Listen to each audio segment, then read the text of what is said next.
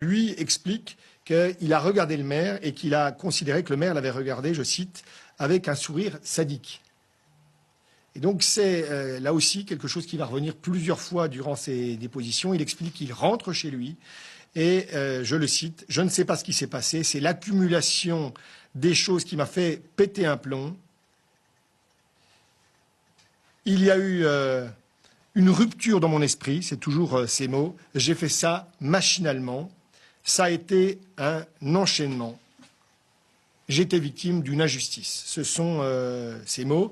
En tout cas, ça va le conduire à se saisir d'une ferraille dans son atelier, un morceau de ferraille, donc pas un tournevis, et de remonter à pied cette fois en direction de chez le maire. Et le maire est toujours en train d'enlever son lierre sur la voie publique et il le frappe aussitôt. Lui dit « Je le frappe à l'omoplate ». Il ne reconnaît pas l'avoir frappé au niveau de l'air cardiaque, comme cela est objectivé par le constat des médecins légistes.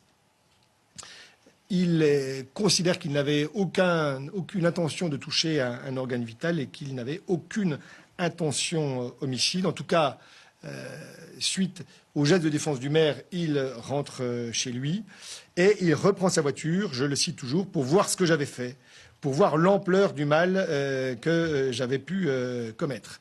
Il revient donc, il est 16h50 devant le domicile, et là, il considère que le maire et son fils se sont jetés, ce sont ces termes, jetés sur ma voiture, et que pour les éviter, il a donné un coup de volant qui l'a amené à percuter le mur de soutènement du mur de la propriété du maire de Villeneuve-de-Marcq.